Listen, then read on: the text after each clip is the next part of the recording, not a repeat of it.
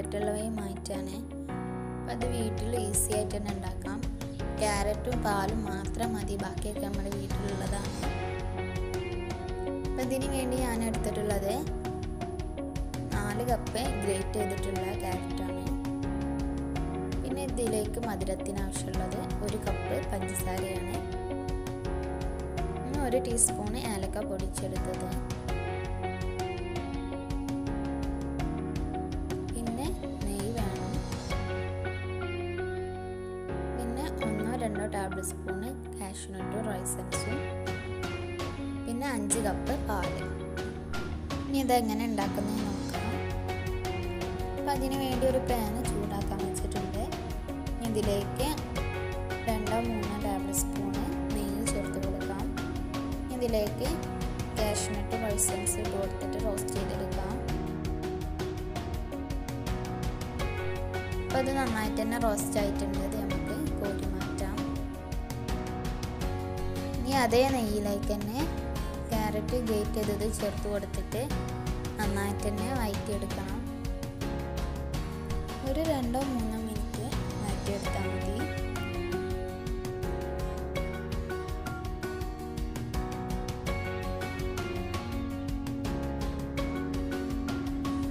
അപ്പോൾ ഇത് നന്നായിട്ട് തന്നെ വഴറ്റി വന്നിട്ടുണ്ട്. ഇതിലേക്ക് പാല് ചേർത്ത് കൊടുക്കണം.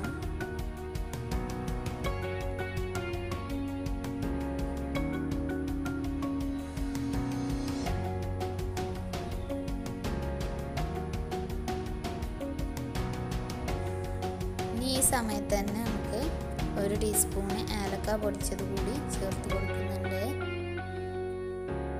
എന്നിട്ട് നന്നായിട്ട് തന്നെ മിക്സ് ചെയ്യാം. ഏലക്കൻ്റെ ഫ്ലേവർ ഇഷ്ടമില്ലാത്ത പോലെ അത് സ്കിപ്പ് ചെയ്താൽ മതി.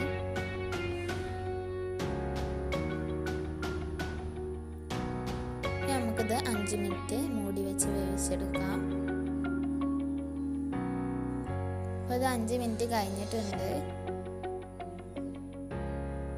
ഇപ്പോൾ നന്നായിട്ട് തന്നെ തിളച്ചൊക്കെ വന്നിട്ടുണ്ട്.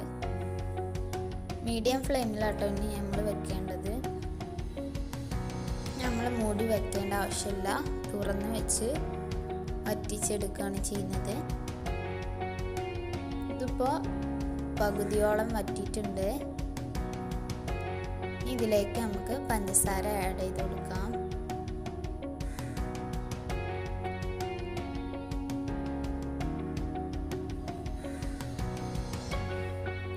എന്നിട്ട് നന്നായിട്ട് തന്നെ വറ്റിച്ചെടുക്കാം.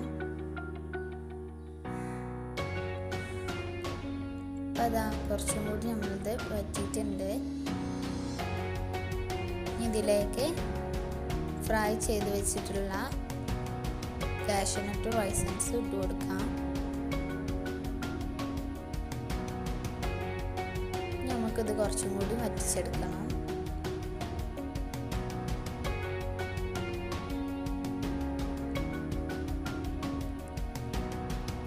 ഇനി ഞാനിതിലേക്ക് 1 ടീസ്പൂൺ നെയ്യ് ചേർത്ത് കൊടുക്കുന്നുണ്ട്.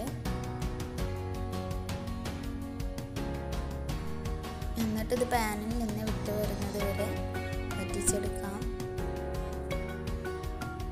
അപ്പോൾ അതാ നന്നായിട്ട് തന്നെ പാനിൽ നിന്ന് വിട്ട് വന്നിട്ടുണ്ട്. നമുക്കിത് ഫ്ലെയിം ഓഫ് ചെയ്യാം. ഇത്ര മതിട്ടാ. നമ്മുടെ ക്യാരറ്റ് ഹൽവ ഇവിടെ റെഡി ആയിട്ടുണ്ട്.